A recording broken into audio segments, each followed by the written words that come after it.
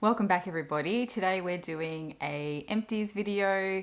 This is a type of video that I would film fairly regularly throughout my no-buy year last year to sort of show you what I was using up instead of buying new things. And you really liked them and said you wanted me to keep doing them. So here we are. Let's just get into it because we have a few things to cover off on today.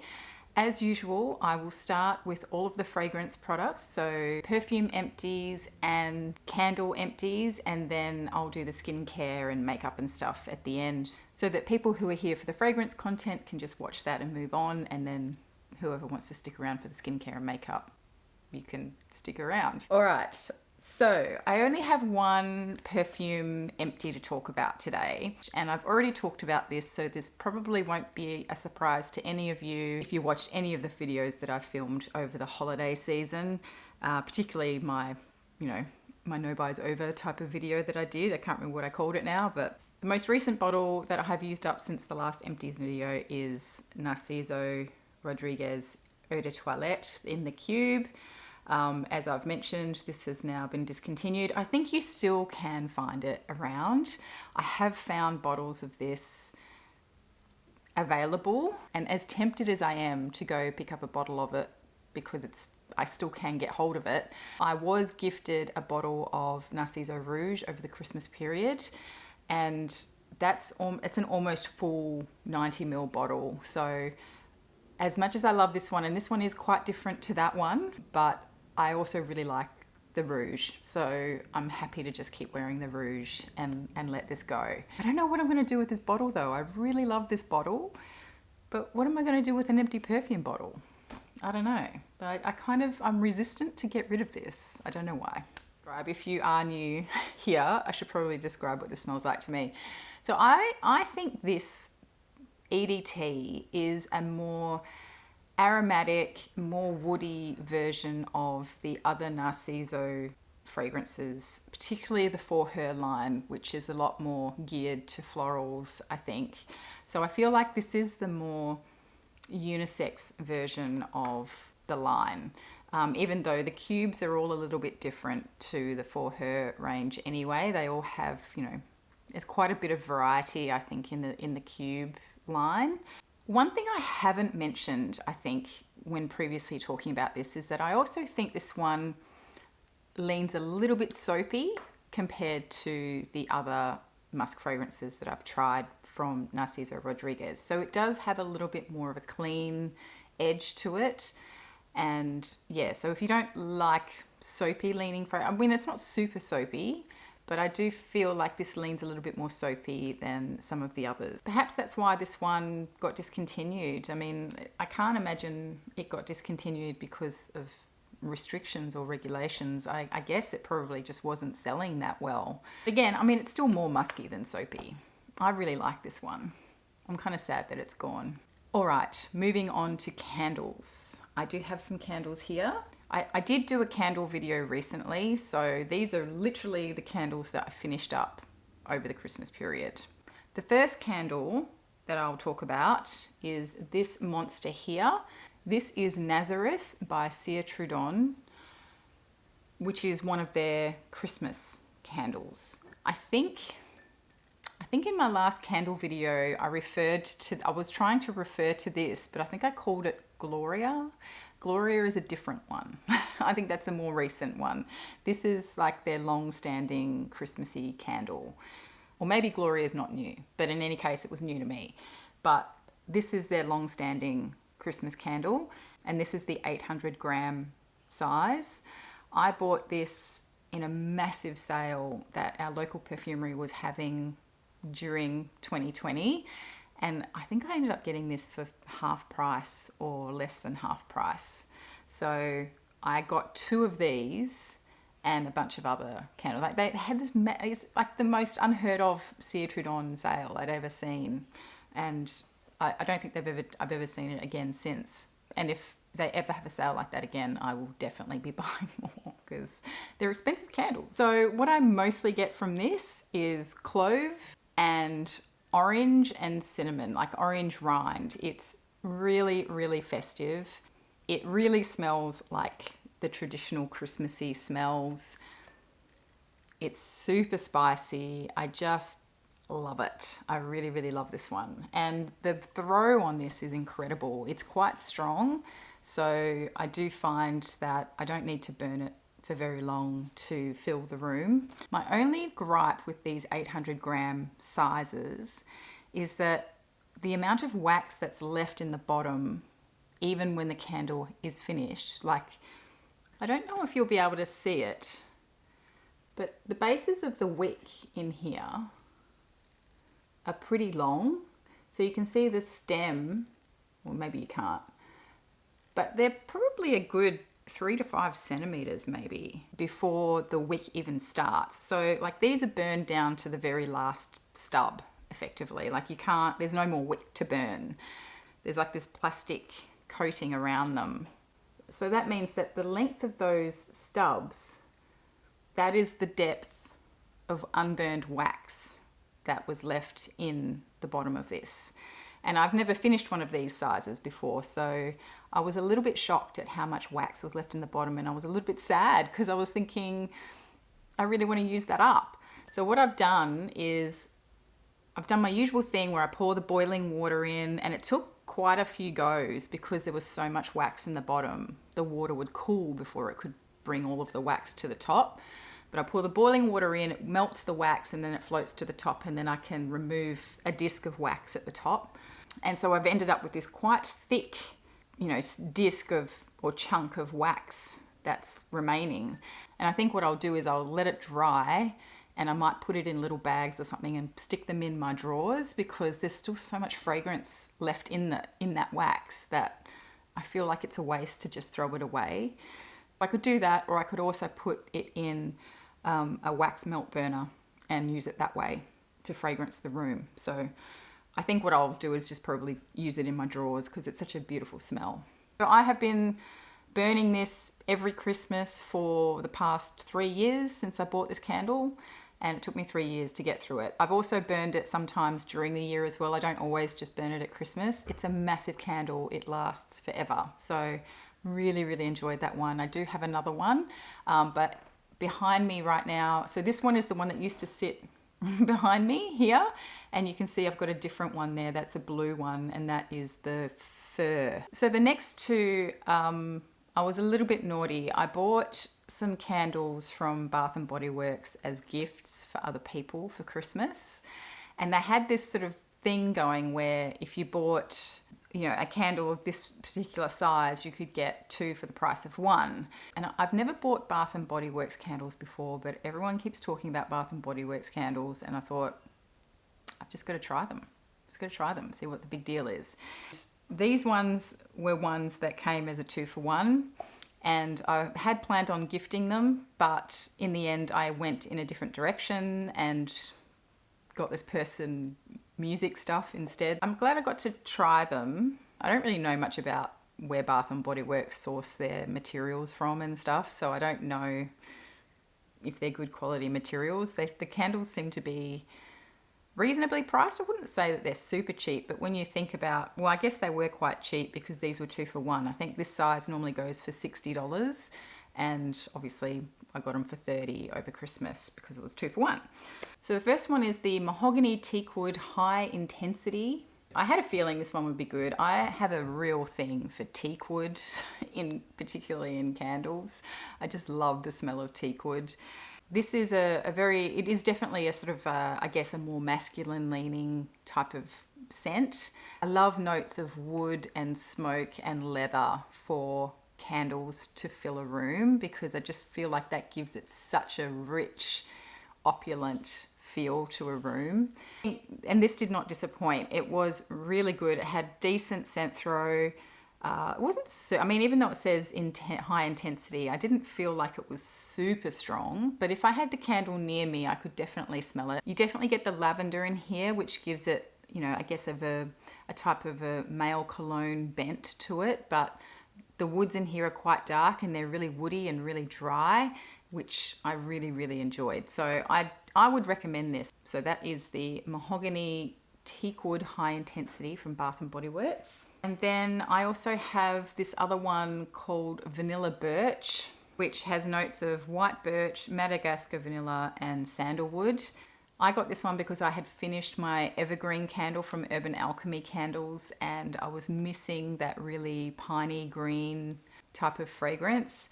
This was just a really nice green, piney, sort of alpine sort of fragrance, but I also liked the touch of vanilla in here. I thought that softened that pininess a little bit. It was just really fresh with a hint of sweetness, and I thought it was really nicely balanced as well. So would I buy it again? If just based on the scent, yeah, probably. It was a really pleasant scent to have. But again, I do prefer to buy candles from more artisan sources, more independent sources. And Bath and Body Works is a massive, massive company. So I don't think they're going to miss my business, put it that way. So that was Vanilla Birch. And then lastly, I went through several more of these little beeswax votives that I normally scatter around the room to just give a nice ambiance. This is from a company called Queen Bee, based in, I think it's Queensland, or it might be northern New South Wales. Can't remember. They're becoming quite popular now. I've noticed they've popped up in the BioMe stores. If you're in Australia, you'll know what that is.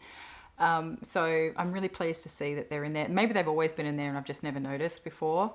So I went through probably another 6 of these. Now, I don't buy them in the glass anymore. I just wash out the glass and then I buy the refills. So basically I used 6 refills. They do burn quite quickly. You've got to keep on top of the wick, trimming the wick down, because it can burn down pretty quickly. I think they're meant to last about, I can't remember if it's 12 or 20 hours. They do last really well if you trim the wick regularly, even when you're burning them. So that was Queen Bee. I don't burn these for the scent. They do have, I guess, a faint honey scent to them because they're made out of beeswax. It's not overpowering, and it doesn't, if you've got another scented candle burning, it doesn't overpower or compete with the scented candle. You always just smell the scented candle. But if I don't have a scented candle burning and I have these sitting right next to me when they're burning, I can detect the scent of honey in the air. So some people just like these for the scent of the honey.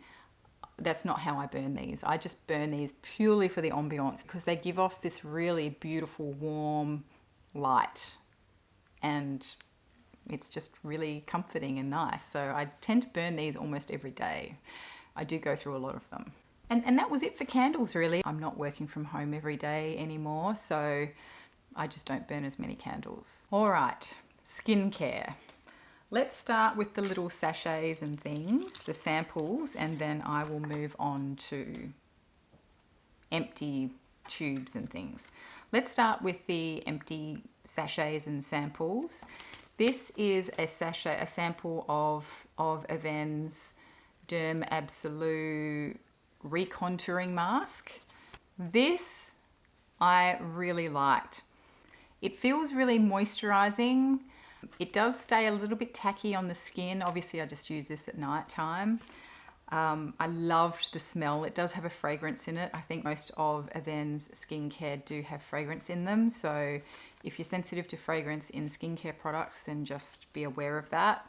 I loved the texture of it. I loved the smell of it. I loved how it made my skin feel moisturized. I really enjoyed this product. I had about 3 of these samples, used them all up, and then upgraded to a full tube once I'd used up all the samples. I just loved it that much. I think I really loved the scent of it, but I also, again, I just loved the texture and how it made my skin feel. I wouldn't say it necessarily made my skin feel any more moisturized than any other nighttime product that I use, but I just really loved the texture of this. It was so silky. That's the reason why I liked it. So that was the Derm Absolu Recontouring Mask by Avène. All right, the next one was a sample of the Charlotte Tilbury Night Cream, Magic Night Cream. I think this was okay. Again, I quite liked the texture of it. I thought this also was quite silky. didn't have much other to say about it than that, really. I thought it was nice, but I know this is quite an expensive product, and pitting this against the Avène product that I just talked about, from a price perspective, I would say I would definitely prefer the Avène. But this was nice. I liked it. I didn't feel like it transformed my skin in a magical way or anything like that.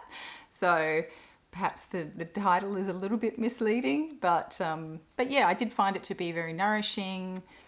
It was good. Next up is a sample of the Kiehl's Ultra Facial Moisturizer. I used this while I was traveling quite a bit at the end of last year. I think I might have used this after getting off a plane or something, just to put some moisture back in my face. I did find this to be quite nourishing, and I do enjoy it. I think it is a little bit on the pricey side though. So compared to, say, my La Roche-Posay Balm B5 Cicaplast, I probably wouldn't go for this over that. But I did find it to be a very enjoyable product to use. But this is a higher price point compared to the one I'm already using, and now I have the Avène night mask as well. I don't feel like I need this one, but I did really like it. Next up, I had a sample of the Clinique Moisture Surge. It's okay. I've had a love-hate relationship with this product over the years. I've bought it many times and then hated it. And I feel like the Clinique products, they start off feeling really good on my skin, but if I use them too regularly, it's like they no longer do what they did when I first got them. So it's almost like my skin gets used to it. And I feel silly saying that, because personally I feel like it's a bit of a farce that your skin gets used to things. But what might happen is that over time you might become less sensitive, in the sense of you can tolerate stronger actives in your skincare. But I don't know if that means that the actives aren't working as well. You know what I mean? Anyway, there's no actives in here. It's just a moisture. It's like a sort of a gel, almost like a jelly cream moisturizer. It's really pleasant to use, but I just don't feel like it. I feel like it makes my skin feel nice, but it's almost like it's just sitting on as a layer. It doesn't feel like it's actually putting moisture into my skin. It just feels like it just sits on my skin.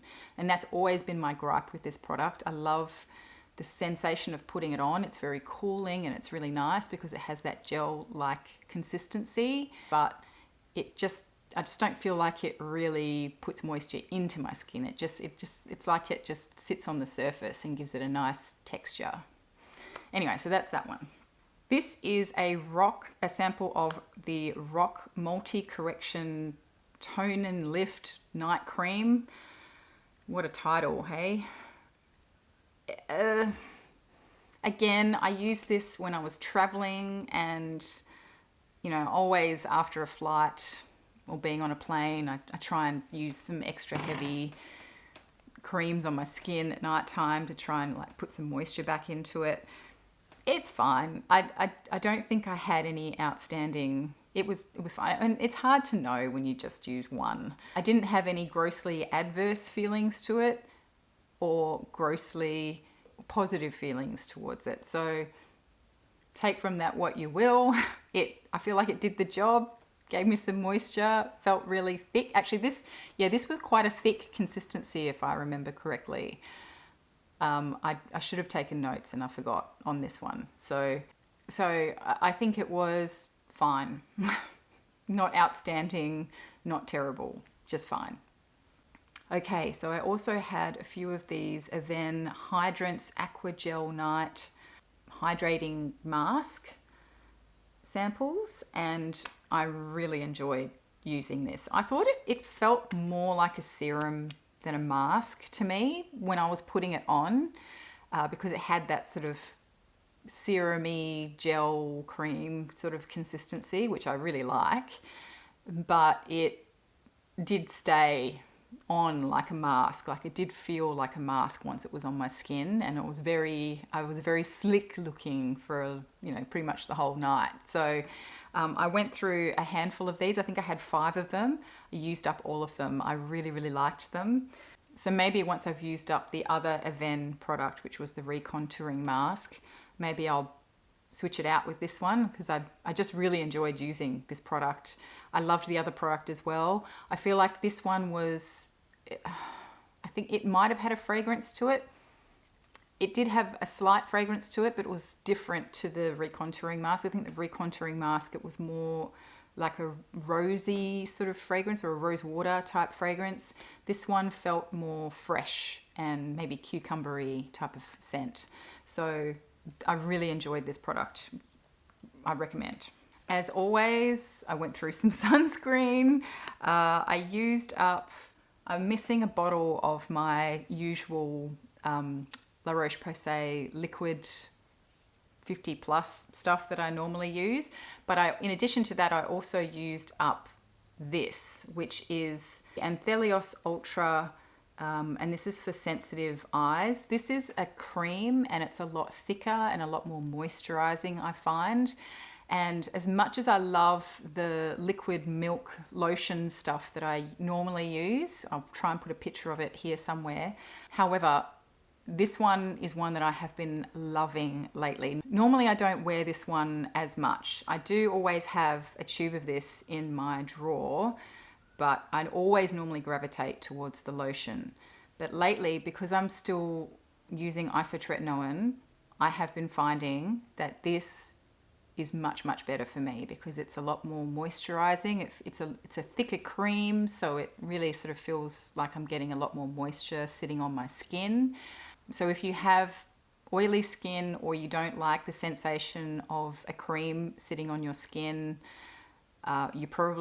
this probably isn't the one for you. I'd recommend the lotion that I normally use, but I have been really, really loving this one. And I also really love this one because I have also been finding that my eyes are quite sensitive, and I think that is a side effect of the isotretinoin. I'm only on a really low dose, but I have been getting really dry eyes, and it's probably from the isotretinoin. And I actually went to my eye doctor, and he put these, I can't remember what they're called, but they're like these little plugs that go into the tear duct that drains away your tears. So it's a common thing, and I didn't feel a thing. It takes like 2 seconds. He puts these little plugs in, they just dissolve over time. So every 6 months or something, you have to go back and get more put in. Yeah, it was like a miracle. He was like, you know, he was trying to manage my expectations, and he said, you know, you're probably not going to experience some like miracle thing where you wake up the next day feeling like your eyes are so much more moisturized, but what will happen is that over time you just won't be using eye drops as much or whatever. And he was wrong totally. The next day, literally the next day, I woke up in the morning and I was like, oh, I can actually just open my eyes without sort of like, you know, doing this, because my eyes are so dry. And so I don't know if he was just trying to manage my expectations, but it was a miracle. So anyway, my eyes have definitely been more sensitive than usual to products, I've noticed, particularly sunscreen. They get stingy, and also makeup as well. I have been finding that, unfortunately, my concealers and stuff around my eyes do make my eyes stingy and watery. And I think it's also my mascara as well. So I have been trying to change out a few of those things to see if I can find one that doesn't sting my eyes.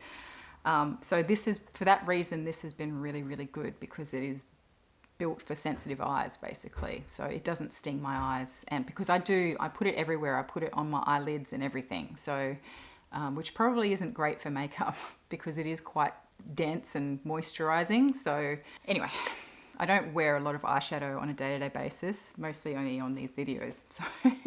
So that is the La Roche-Posay Anthelios Ultra for sensitive eyes. Love it. Really, really love it. The other one I used up, and I ended up repurchasing a much bigger tube of this, was the Cancer Council Face Day Wear moisturizer in the matte formula. Look, this is not my favorite sunscreen in the sense of how it feels on my skin. This is touted as being a moisturizer. I do not find it to be moisturizing for me.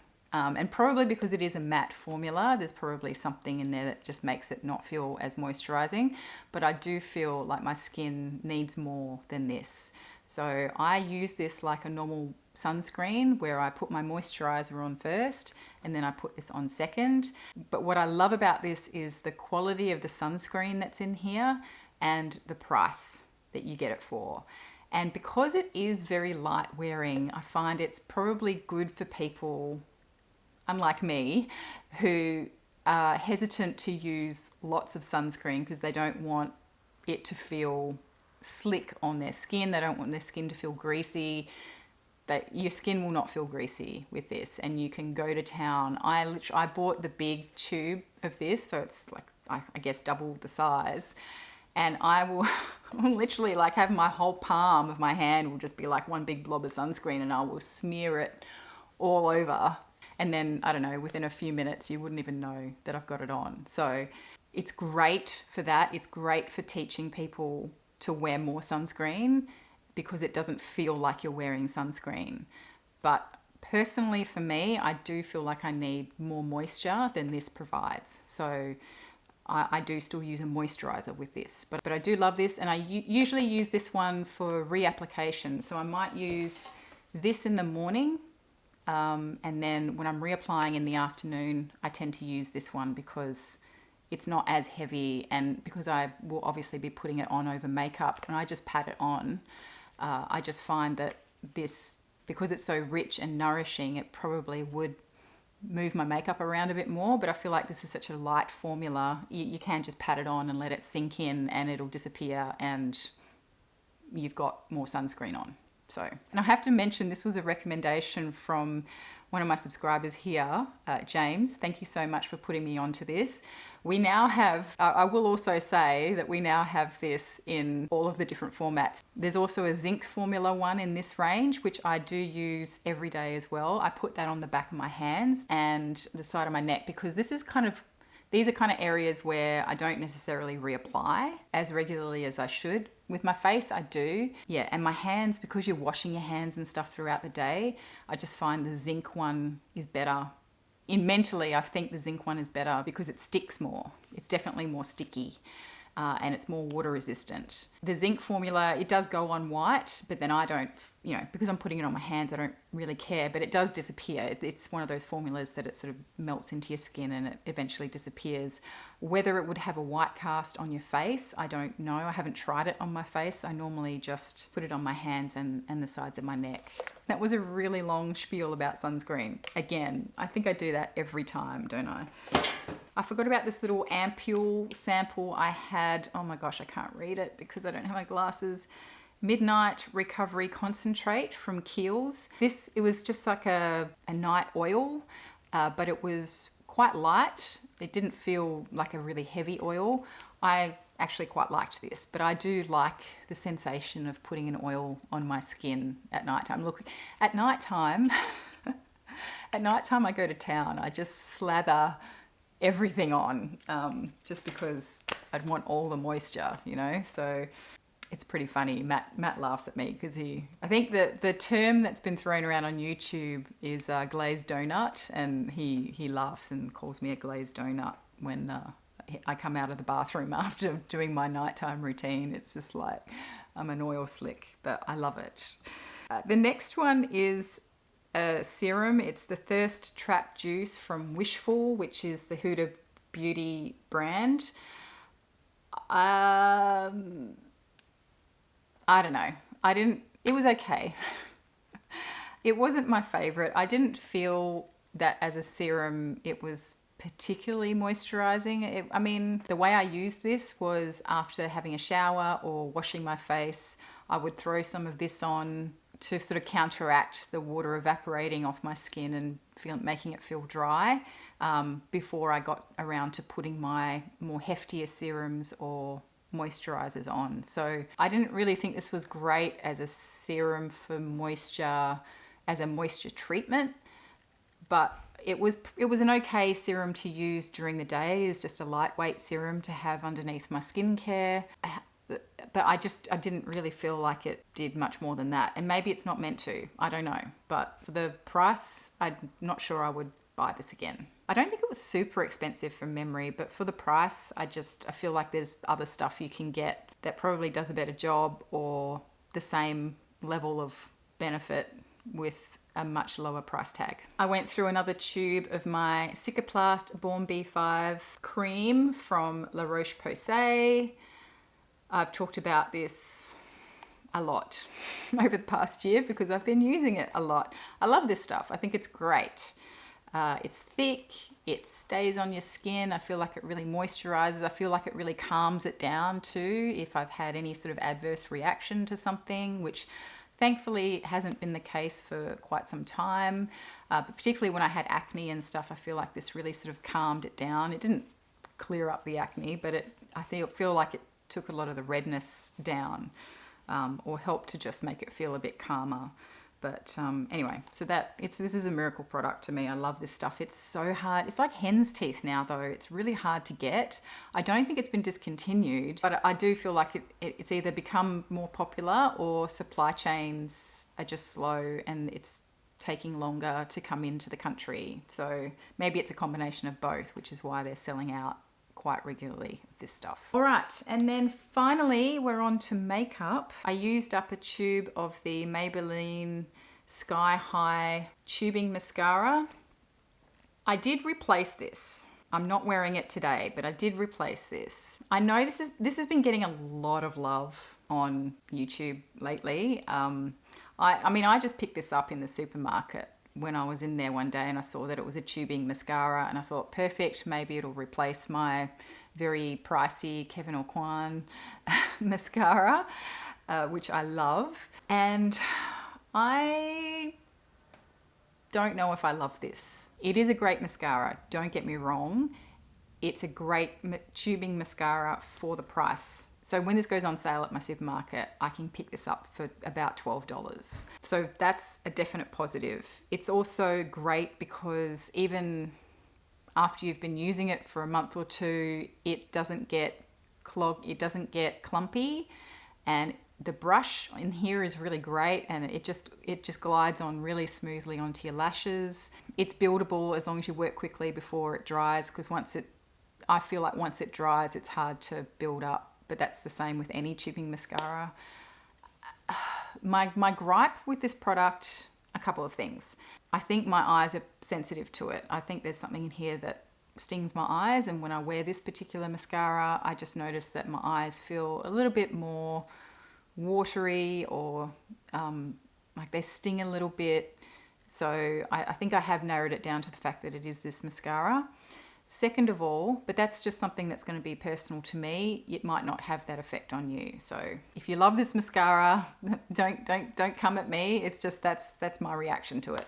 The other thing with this is that the whole point for me of using a tubing mascara is that I don't want it to smudge. I mean, that's for me the primary benefit of using a tubing mascara.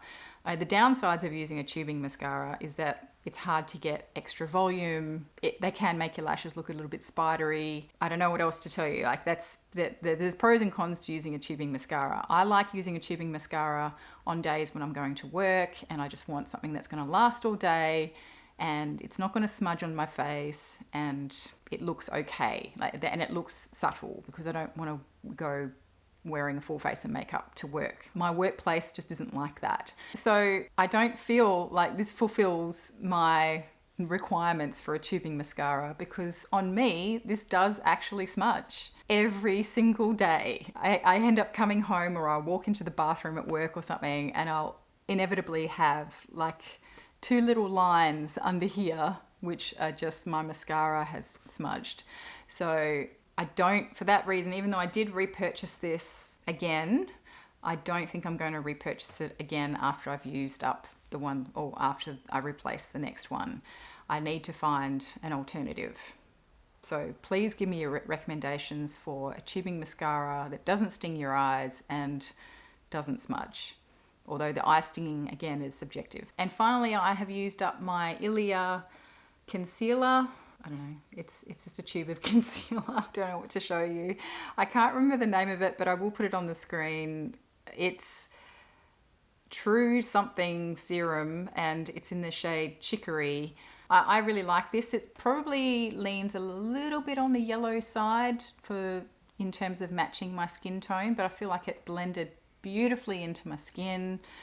I just don't feel like it gave me quite enough coverage. I have really tricky under eyes, and I'm very jealous of people who can get decent coverage under their eyes. A, because they don't have dark circles, and B, because they don't have a lot of texture under their eyes. I do have a lot of texture under my eyes, and most makeup doesn't look good if I put it under my eyes, and a lot of the time I just try and avoid it.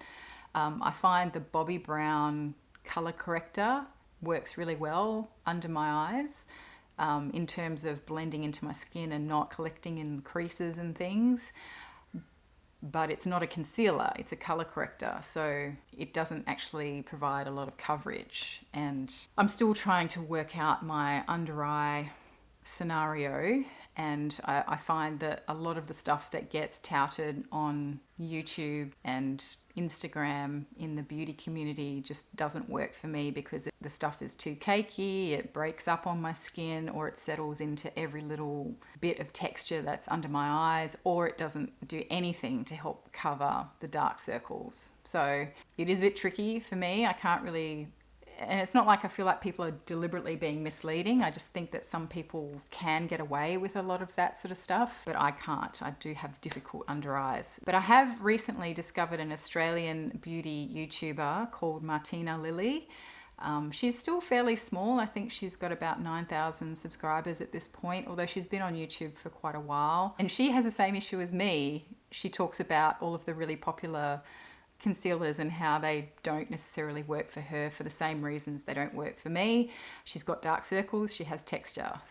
And I'm really pleased to have found somebody who talks about that and who will provide an honest opinion about how these things wear on her because of that. So if you suffer from the same issues that I've just described for myself, and you find that you have been going through lots of different makeup products that get recommended and people say that it doesn't settle in fine lines, and it does, and all that sort of stuff, then definitely check out Martina Lily, because I think that she's pretty balanced in her opinions, but she also has the same issue. I mean, I'm not saying that anyone else is being misleading, but I think a lot of beauty YouTubers don't necessarily, even just looking at them when they don't have makeup on, you can kind of see that they don't necessarily have dark circles and lots of texture. So for them, it's probably not an issue, but for me it is, and I recommend checking out Martina if you haven't already found her. And so we are now at the end. That's pretty much all of the stuff that I used up over the last few months since I did my last Empties video, which I can't even remember when that was now. It's just the last quarter of last year was such a whirlwind. I totally lost track of time. So if you made it this far, thanks so much for watching and for sitting through my rambling. Please do give this a thumbs up if you enjoyed this or found it helpful, and subscribe if you aren't already and you want to see more. So, all right, I'm gonna go. Thanks very much. I'll see you in the next one. Bye.